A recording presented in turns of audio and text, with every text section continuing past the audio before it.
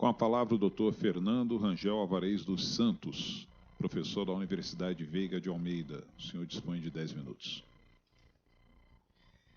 Finalmente, final do dia, eu acho curioso, desembargador, cumprimentando os senhores todos, os presentes, etc., que um assunto mais, vamos dizer assim, enfadonho ficou para o final, né? Que é um assunto que, evidentemente, que os juristas não gostam de ter tanta intimidade assim. Bom, eu venho representando a Universidade Veiga de Almeida e nós fizemos uma pesquisa. E eu acho curioso, nesse sentido que a perita falou aí, relacionando aos aspectos jurídicos. Ou seja, não há uma uniformização. Isso é a primeira questão. Essa primeira questão gera já um grande problema, como ela já relatou. Mas o problema maior não é só na atualização. O problema maior é a metodologia de cálculo. Então, vamos em frente. Oh, perdão. Ih, o que eu fiz aqui? Vamos lá. Aqui assim, né? Isso. É isso? É aqui assim, não sei, estou me perdendo aqui. Bom, a primeira questão é a seguinte. Se você puder me ajudar aí no slide. Tá, já passou aqui. A primeira questão é a seguinte. Esse aqui é da frente. Obrigado. A regulamentação, ela não deve usar o termo correção monetária.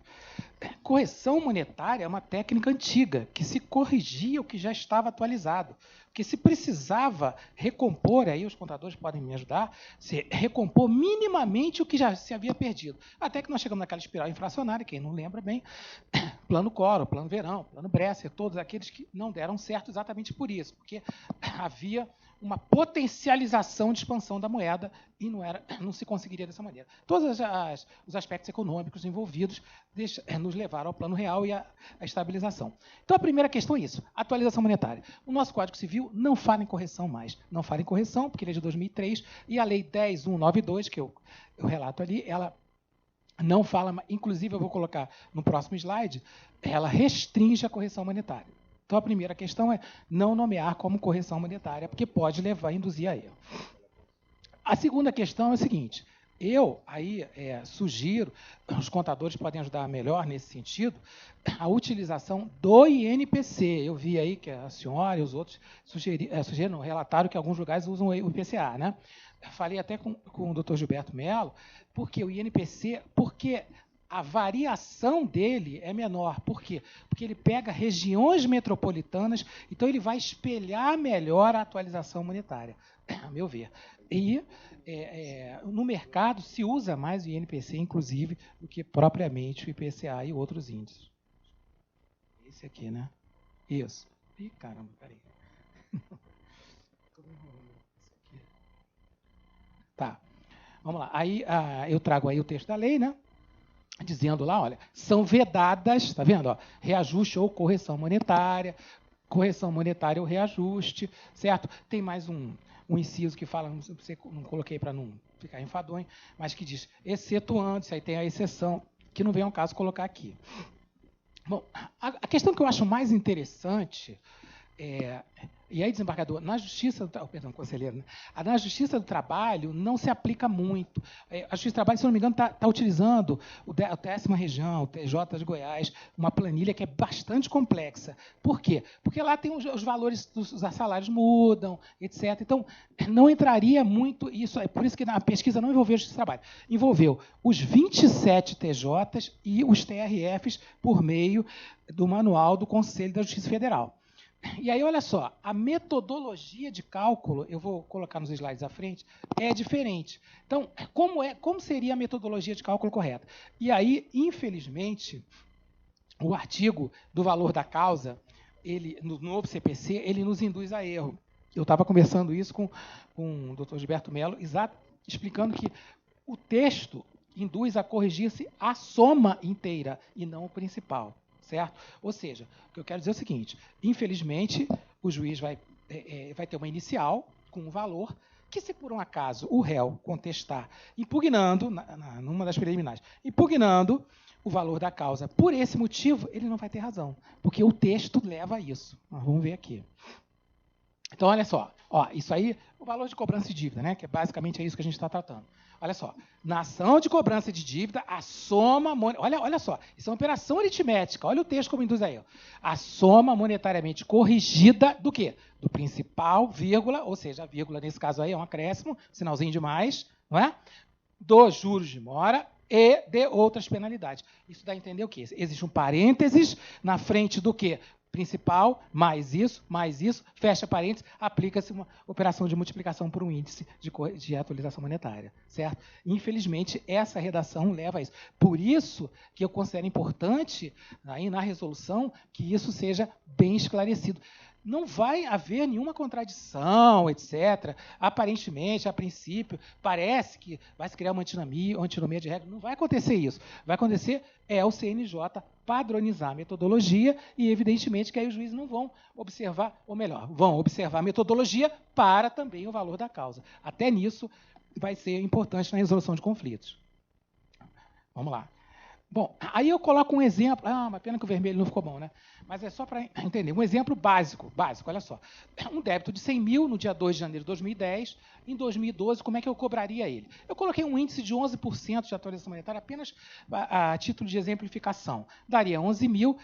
O valor, aí sim, o valor do principal atualizado, 111 mil.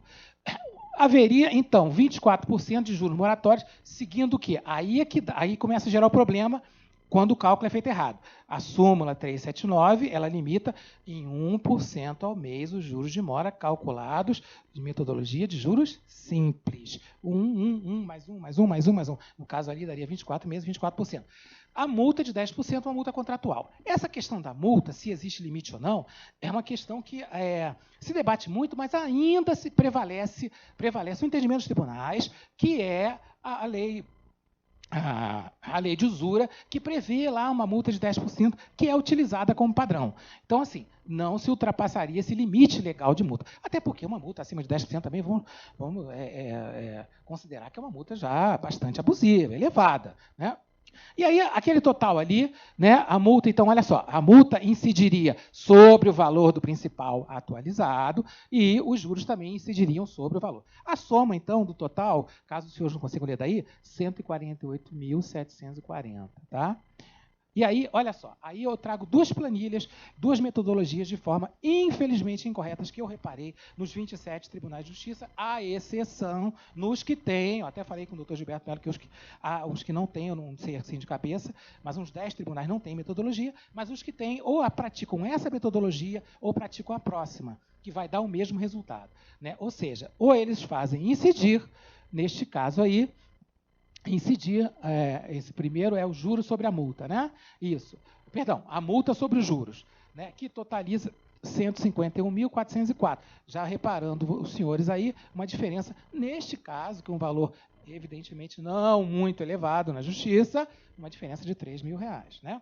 E aí, a mesma coisa acontece na próxima planilha, o valor é igual, os contadores sabem disso, é uma operação aritmética pura, né? Tanto incidindo multa sobre juros ou juros sobre multa, evidentemente que vai dar a diferença igual. Ou seja, as duas metodologias incorretas.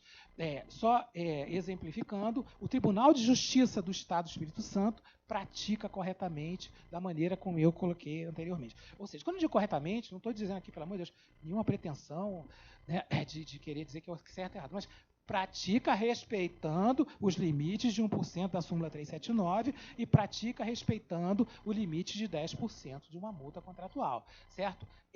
Os outros tribunais todos ou estão na planilha 2A ou estão na planilha 2B, tá? Infelizmente.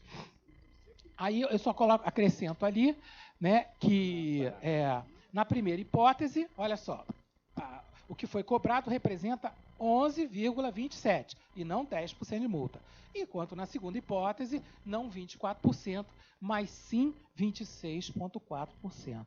Né? Em ambas as hipóteses, o valor, eu estou colocando por um simples cálculo, que é um cálculo muito básico, né, doutora? É superior ao valor devido. Ensejando o quê? Basicamente, a gente sabe que enseja os embargos de devedor absolutamente inúteis, porque a gente sabe que o valor basicamente está errado. Tá? Bom, gente, era isso.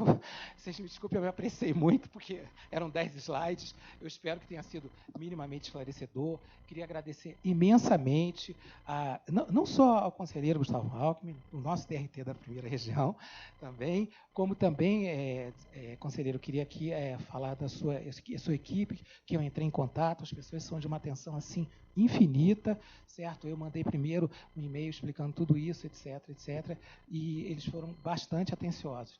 Tá? Muito obrigado.